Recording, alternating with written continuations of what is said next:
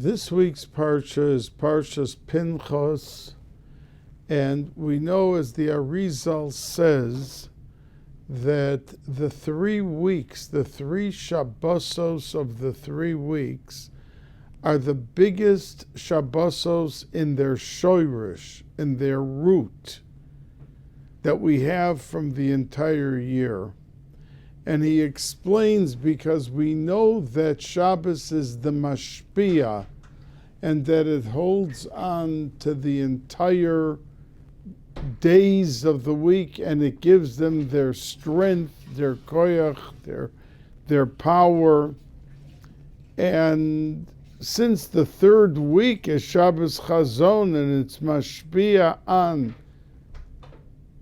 Tisha B'Av,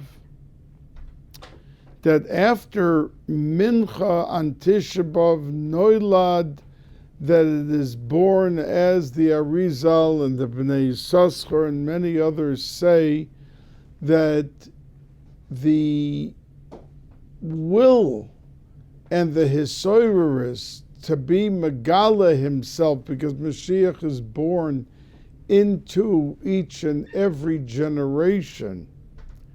And it happens that hisoiris after Mincha on Tisha B'Av.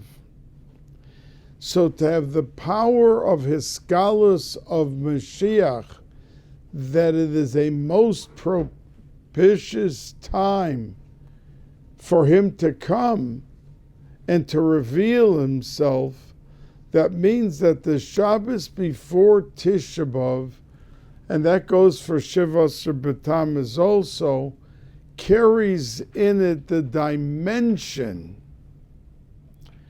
of this strength to have the entire eternity.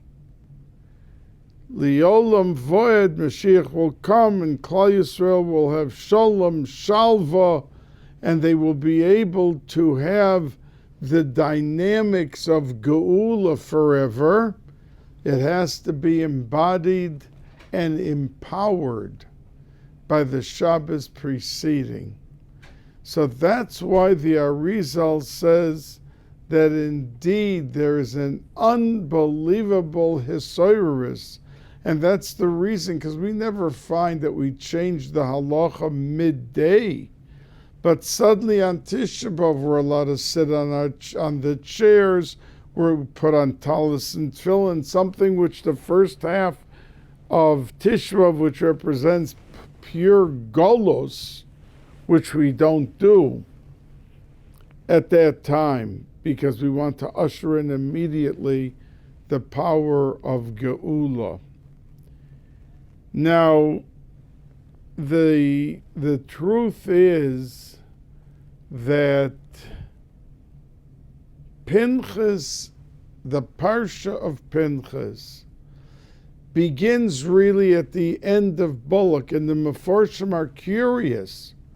Why would you not have had the whole story of Pinchas and Zimri ben Solu and Cosbi Basur all in Bullock and finish that Parsha, and then enter into the new Parsha of Pinchas, which would have discussed the genealogy of Klal Yisrael, the Karbonos, different things, but it didn't have to have the Parsha of Pinchas in it.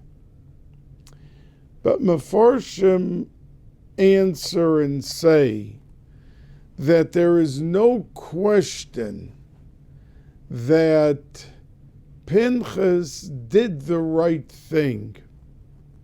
We see Hashem, the pasuk says, Heishiv es chamosi me'al b'nei Yisrael, bekano es kenosi b'socham, v'lo chilisi es b'nei Yisrael bekenosi, because they were up to 24,000 those who were killed in the Magefa, because Bilam in his parting words to Balak was, it's true, I did not succeed on my mission to curse the Jews, but I did intend to tell you something that will be just as effective. And that is that their God, HaKadosh Baruch Hu, hates incest, immorality, the improper behavior. And if you're going to have the girls of Midian entice the Jewish boys, you're going to see that it'll have the same effect. And he was right. Because when Balak got the girls to go with the boys, they not only were immoral with them, but the girls pulled out Avodah Zarah and said, before anything, we want you to bow down to our God. And they did. And then they were immoral, and 24,000 died because of this Magefa. So there was a tremendous difference in Klal Yisrael before and after. It wasn't 200 people, it wasn't 50 people. It was an entire group, such a large group, devastation amongst Klal Yisrael. And we see that by what Pinchas did, HaKadosh Baruch Hu was very happy. The pasuk says, Heishiv es chamasi v'lo chilisi es b'nei Yisrael. I didn't wipe them out. I would have continued killing them, but he stood up and did an act of heroism. And we know that HaKadosh Baruch Hu, as the Medrash says, was on his side, because when he threw the spear at Zimri and Cosby, the spear elongated. It means it became longer and longer to reach them and to go through them. So we see it was Yad Hashem that he should succeed. But it was an act of kanos, a zealot, a right-winger. And when the question was asked to Moshe Rabbeinu, he didn't remember the halacha. He didn't remember the halacha.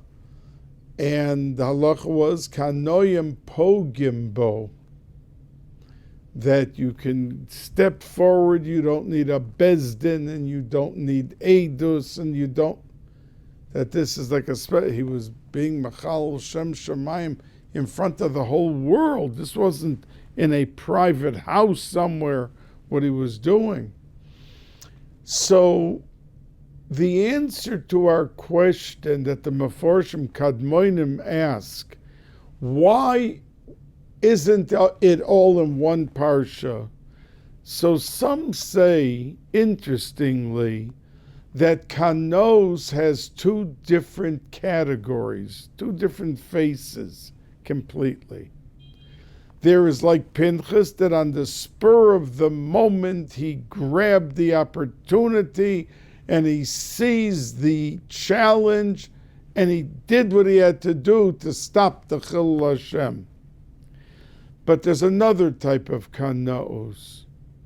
There's a type of kanos that the person who is doing the act, not only killing, it can be an act to stop a discussion of 20 people with Lashon Hara.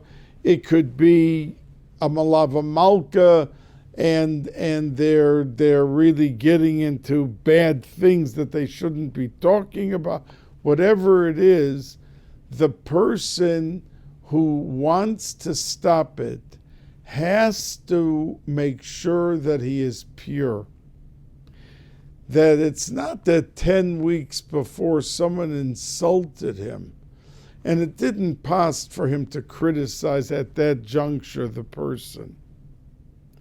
But now that the person's doing something wrong, and it's perfectly legitimate to give criticism, are you giving it because of the event now, or are you piling on for what you wanted to tell him off and be angry at him 10 weeks ago?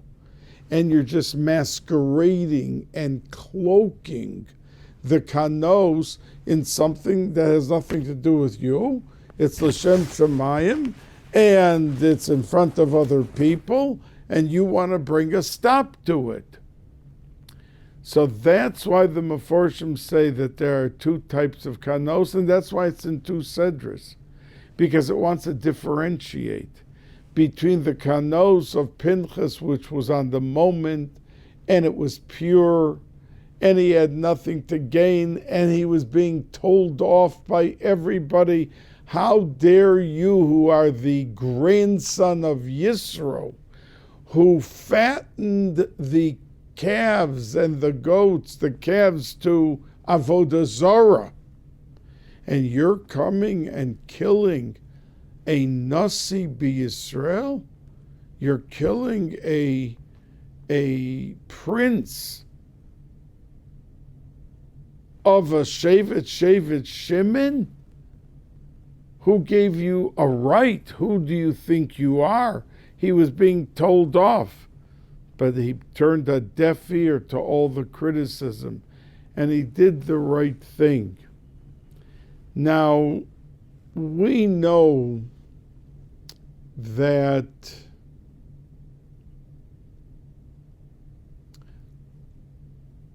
many times people take action, and usually the praise for the action befits the action.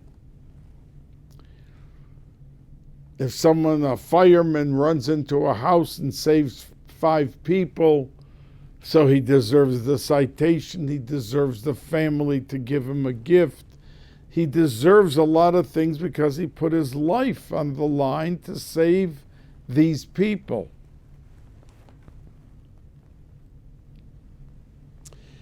But over here, he was given Hineni Nosein Lo as Perisi Shalom.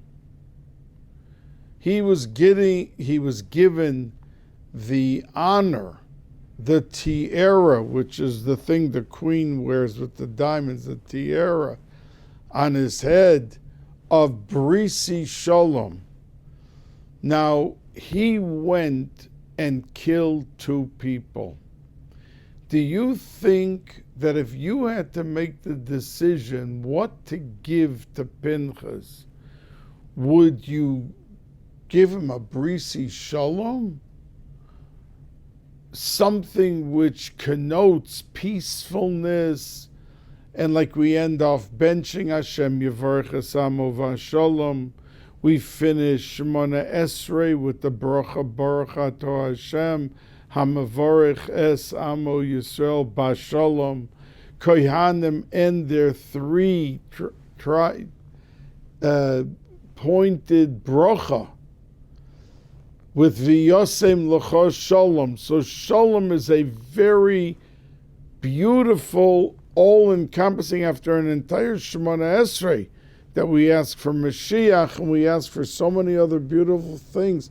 But the last thing that we conclude with is the Brisi Shalom, that how powerful and important the inyan of Shalom is. But over here, 2 people were killed. Fine, they were doing something very bad. So give him an honor certificate for being Mekadesh Hashem, Berabim, and take away the Chil Hashem that he was making. Give him a certificate, give him honor for that. But to give him the Peace Prize, the Nobel Peace Prize for peace, when he killed 2 people, even for the best reason, it wouldn't be described as a peace prize. But the answer is, many times people will say, for the sake of Shalom, let's look aside, let this and that happen, because the biggest thing is to promote and bring about shalom in a family, shalom in a community, that's the most important thing. But we know at the very same token that a Rav who has backbone and is in a position sometimes not so popular because he has to stand up for what is right. Not what's popular, not what will people say, think, and do, but that he has to take a stand which may not be popular. A father has to make a decision with a child and with lots of love, but there has to be a decisive moment with what the child did. Do you just for the sake of shalom ignore it and you leave it on the side, or do you do something? And that's the word with Pinchas. Yes, he killed 2 people, and killing people is the worst thing in the world. But for their action, his action was perfectly correct. Even though it looked very, very, very kanos, right-wing, immediate reaction. But if the bottom line was the right thing to do, to stop the killing of Bnei Yisrael and stop this terrible public display, then you do what you have to do. And that's why a person always has to, for 10 seconds, think before he does or he doesn't do. Does this and this call for action now? Do I have any negias? Do I have something in the background that's been hovering over the relationship with this other person, that I'll do it because of that, not because what he's doing now, but now it's more justified. So this gives me coverage. And that was why Pinchas brought about shalom, because when Aaron HaKohen, his grandfather, ran from tent to tent to make shalom bein ish le'ishto, and he was the biggest promoter of shalom, he didn't always agree with each side, but he took some positive traits to say that look at this and look at that, and it brought about such positivity that it promoted the reaction of people to bring out their love rather than their wrath. Now there is a pasuk in this week's Sedra, Es hakeves echad ta'aseh v'boker, v'eis hakeves hasheni ta'aseh bein ho'arboyim. That same pasuk appears in Parshas Tetzaveh. And in that pasuk we find one difference between the pasuk about the keves echad. We all know that there was a Tamid Shel Shachar and a Tamid Shel Bein Ho'arbayim, that every day in the Mishkan there were 2 kvosim, one of Shachar that was brought in the morning and one in the afternoon. And our Shachris and our Mincha is Keneged, those 2 that were brought. But if you look at the pasuk, there's one difference. In one place it says, Es hakeves echad ta'aseh baboker, and in the other pasuk it says, Es hakeves ho-echad, with a hey. And that's the only difference in the entire pasuk in both places, that one extra hey. So Reb Chaim Soloveitchik used to quote a medrash that says that Ben Azai, Ben Zoimad, a few of the great Tanoim were asked, which pasuk do you think is the most important in the Torah? And one answered, Shema Yisrael, Hashem Elokeinu, Hashem Echad. That if I have to pick one pasuk, I would pick that pasuk. It's all encompassing about Klal Yisrael's loyalty and obedience and service to HaKadosh Baruch Hu. Another Tana answered and said that he would pick V'ahavta l'reacha kamocha. That he felt that was we're living in a world with people, and you have to get along with your family, with your community, with your next door neighbor. You have to get along. And V'ahavta l'reacha is the most important pasuk. But a third Tana came and said he felt that the most important pasuk in the whole Torah is Es HaKeves Echad Tasev HaBoker, about the Korban Tomid Shel Shachar and the Korban Tomid Shel Bein HaRabayim by Mincha. Now, if I went out to a group of 500 Yidden and I asked them, which pasuk do you think is the most important, all-encompassing pasuk in the Torah? Many would say Shema Yisrael. And many would say V'ahavta l'reacha kamocha. But not probably anyone would say Es HaKeves Echad Tasev HaBoker. And Rabbi Elazar ben Aruch, their Rebbe, heard the three, Shema Yisrael, V'ahavta l'reacha kamocha, Es HaKeves, and he said, the Es HaKeves Echad, that is the best, most important pasuk. More than Shema Yisrael, more than V'ahavta l'reacha kamocha. And he explained, because a Jew, a Yid, quite often becomes inspired, uplifted. On Yom Kippur, he says, Rabbana Shalom, last year I promised I'm going to finish at least one complete Masechta. I didn't do it. The year went by, I didn't do it. This year, I'm going to promise 2 Masechtas, 2 Gemaras. This year. And the person begins learning, and a month goes by, and Baruch Hashem, every day he's learning another blot of the Gemara. And then he comes into the second month, and he missed a day here. A legitimate reason, it was a family chasna, whatever. But after a while, when we make promises in our Avodas Hashem to our Kodesh Baruch Hu, we fall short. We mean well, we want well, but it doesn't always end up like we wanted. But when a person comes through and goes the whole year, it shows consistency and constancy.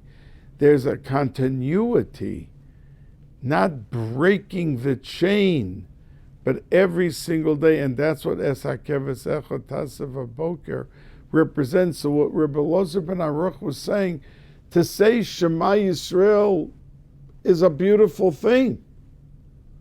But Es HaKeves Echad Tasev HaBoker was done every year, every day, that a Yid has to know that when he does something L'Shem Shamayim, it has to have constancy. You can't in the middle suddenly stop. That's going backwards. You have to be able to bring out the best. And Reb Chaim Soloveitchik concluded his statement with the fact that the halacha is, and that's why there's the extra hay in one place, to teach us that throughout the year, if ever in any day they only had one keves, so someone may think, well, it's a double edge. You have to do the Shacharis and you have to do the Mincha. So if you don't have for either Shacharis or Mincha, you don't do the other one. It's a pair. So the hay, the extra hay, comes to teach us that if you don't have two for that day, you still could bring the one. In other words, you bring for Shacharis even if you cannot bring for the Mincha, and vice versa. But that was after his conversation about the Tamidias, the constancy that the person has to continue and establish his feet on the ground, not with some far-fetched cholam that after 2 days it'll never happen again. Because he loses the speed, he loses the fervor, he loses the zest, he loses the zeal. But if a person even takes a smaller thing, but they continue it each and every day, then he's growing in his ruchnias. Now, we know that there's a story in this week's Sedra about 5 spinsters. Vatikravna benos Tzolofchad ben Chefer ben Yoyer, all the story of Tzolofchad, who died in the Midbar, and he left no sons, and the 5 girls were going to come into Eretz Yisrael, and they were not going to get any land. It was not going to go to their mishpacha because there was no boy. And the boys were the ones who were going to Yarshin, who were going to inherit. So the pasuk says that they stepped forward and they asked Moshe Rabbeinu this shaila. And they went off and they said that he didn't have any sons and he died in the Midbar and he was not part of Adas Korach. He was not part of the rebellion that fought you. So the question Meforshim ask is, we know that Moshe Rabbeinu was the backbone, the cementing factor in learning. He's the one who taught the whole Klal Yisrael. He's the one that the Gemara says that the day Moshe Rabbeinu was nifter, they forgot 3,000 halachas. The Gemara says it. He was like such a cementing factor, like when you take out the cement between the bricks, all the bricks come flying down if the cement is taken out. So he was nifter. They started forgetting, and they had, through learning and pilpul and everything, they had to bring it back. So the question is, if he was the pillar of Torah and halacha and everything, teaching over and over and over the Yidden, all of it, how could it be that he didn't know the halacha, what to do? He said, the pasuk says, Vayakrev Moshe es mishpaton lifnei Hashem, that he had to ask Hashem, what do we do here? How could it be that he didn't know this halacha? So say the Kadmonim, because Moshe Rabbeinu was perfect in his integrity and his honesty. And when the Benos Tzolofchad came forward and said he was not part of the Adas Korach, that was already negius for Moshe Rabbeinu. Because it was like, in a way, Hanifa. Oh, he wasn't with the troublemakers who were against you. He was with you.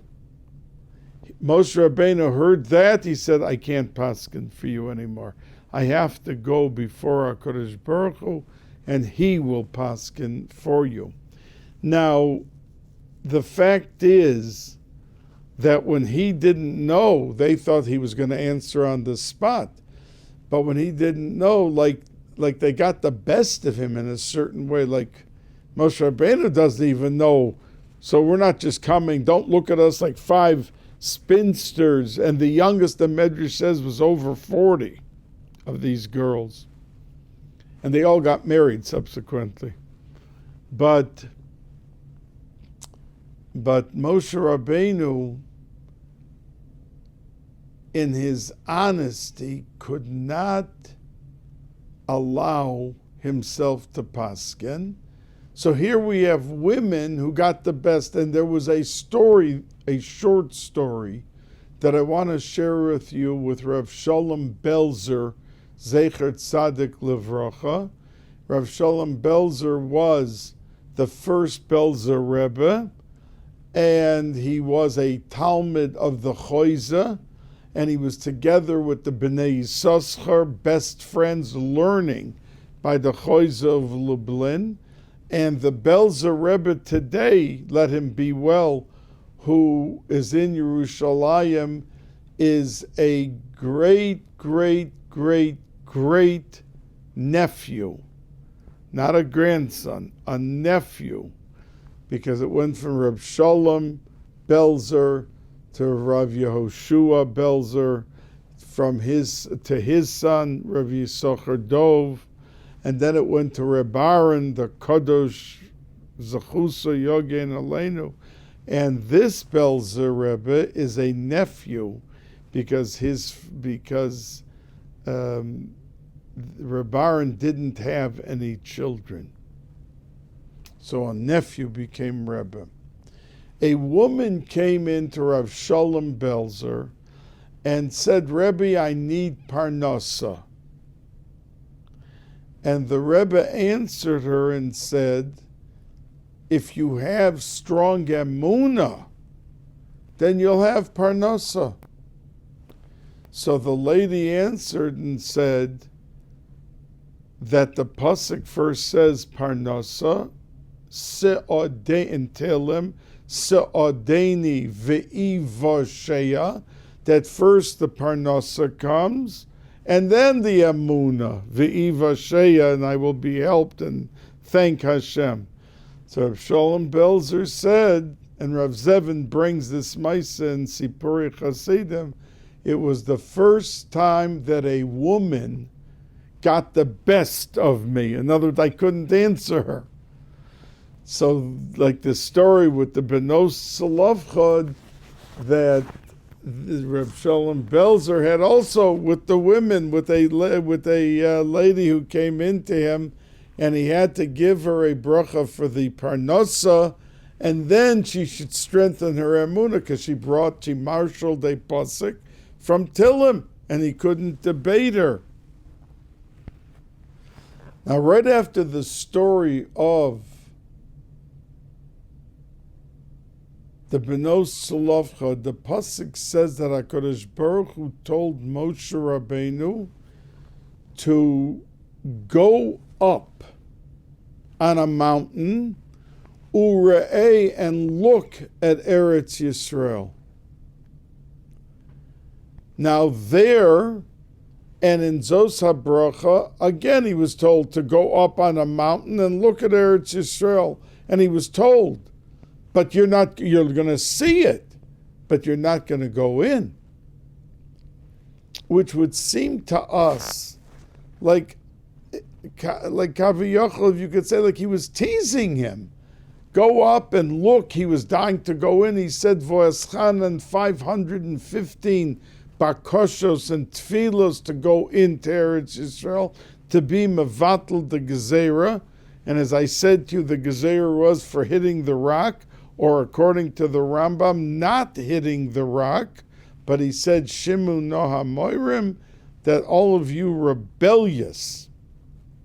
And for that, the Rambam says, is why he couldn't go into Eretz Yisrael. So the question asked is, why would HaKadosh Baruch Hu put Moshe Rabbeinu in a position like he's teasing him? Look, I want you to look at Eretz Yisrael, but you're not going in. So, Chas v'sholom, we wouldn't do such a thing, and certainly 1,000,000,000% HaKadosh Baruch Hu wouldn't do such a thing. So why did he do it? Because we have a rule, Maisa Ovo Simin Labonim, that whatever Avram, Yitzchak, Yaakov, Yosef HaTzadik, the Shiftei Kod that they did, broke through some DNA for every Yid of Klal Yisrael, L'doros Olam. HaKadosh Baruch Hu wanted that Moshe should have a tshuka, a thirst for Eretz Yisrael, because it would then go into the DNA of every Yid L'doros. I mean, there were many Yid. We today, I'm making this presentation to you from Yerushalayim, but many generations people lived in a village in Europe. They never came to Eretz Yisrael. They said Shemona Esrei, V'li Yerushalayim Ircha Barachamim Toshuv, and they wanted so much, and everything was Yerushalayim, Yerushalayim, Geula and Geula. Where did that come from? It came from when Moshe Rabbeinu was told to go up on the mountain and look.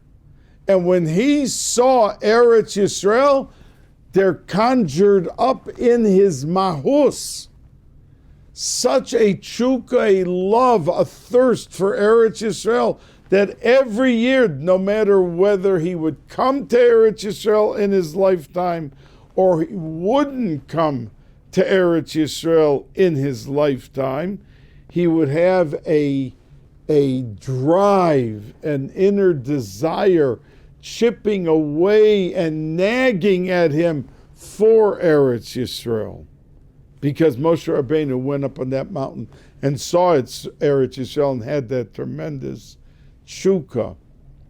Now we have to learn from all of this that there are things that Yidden have, and there's things we don't have. Let's say in a city there's 10 families Kohanim. Now, a father in that family wants his child not only to ask for Mashiach and for Geula, but to have a thirst for Truma and Maisris and Shemitah and Yovel and all of these things. Even though he's living in America, it's in Golus, there is no Yovel. And there is no Truma. All of these things that he is a Kohen is entitled to and able to deal with. If he's not doing it, at least there should be a tshuka. And those mitzvahs that we have in our lifetime, that if someone, let's say, it's not shaykh to their family, yibum, but the whole concept of yibum is to glorify and magnify and keep alive the brother and his name. So if somebody dies with no children and there's no yibum, but the lesson of yibum, of why there was a yibum, he could certainly increase and he could magnify doing learning Mishnayos in the neshama, for the neshama of the person, buying a tzedakah box and having his name so people give le'iloi nishmas. There's a chelik in every mitzvah and nesina of tzedakah. So we should learn from it, and we should be able to put in, like I said, the DNA into the actual structure of our ruchnias, that there is a thirst. And that 13-year-old boy, when he thinks of Geula, he thinks of he himself being a kohen in the Bais HaMikdash and being able to be makriv and to bring karbanos and to have truma and to have meiser and all of these beautiful things.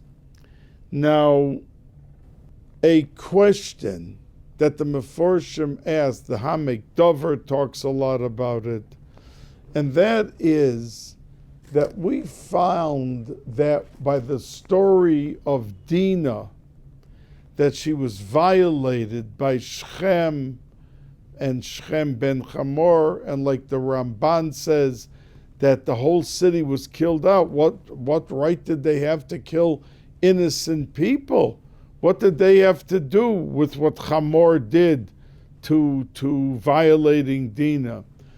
But the Ramban explains that they were all chayav misa because they were on the lookout that Yaakov Avinu or his children shouldn't come to disturb the relationship. So they were all chayav misa. But who went to defend the family? Shimon and Levi. They were both exactly bar mitzvah. One was 13 and 1 month. One was 13 and 11 months. The two brothers, Shimon and Levi. And they were partners in crime, if you want to call it a crime, to take on for the glory and the dignity of the family of Yaakov Avinu. So what happened over here? Because Pinchas was from Levi. And Zimri ben Salu was the Nasi of Shevet Shimon. Usually Shimon and Levi were together. And here, Pinchas, who was the great-grandson of Levi, his grandfather, Aaron, was a son of Levi. So what happened that their relationship soured, that Levi went out against Shimon? So he answers and says that because it says Shnei B'nei Yaakov, when we're talking, this is back in Parshas Vayishlach, that when we talk about two brothers, why do we have to say in the pasuk Shnei B'nei Yaakov? We don't know Shimon and Levi are Shnei B'nei Yaakov? Why do you have to say it? So he answers and says because the mission on each one's side was for a different reason. Shimon always defended the kavod of the mishpacha, the dignity of a family. And over here, his sister was violated. He didn't want to stand for it. Levi went out because of Kedusha and Tahara of Klal Yisrael. It wasn't a personal thing. Their family, their sister was violent. It was Klal Yisrael. How does such a thing happen amongst the Jewish people? And over here they parted ways. Why? Because the whole Shevet ran after Pinchas and says, how dare you? They took on for the kavod hamishpacha, for that in their family somebody was killed. He was doing a terrible thing, but we don't look at that. We look at the kavod of the mishpacha. Levi, and that was Pinchas from Levi, he held, yes, it's important, mishpacha, but not more important than tahara and kedusha. And the kedusha of what Zimri was doing was neged kedusha, and against the sanctity and the kedusha of Klal Yisrael. And that's why he stepped forward to kill. We should all be zoicha to taharas Yisrael, kedushas Yisrael, and geulas Yisrael. Thank you.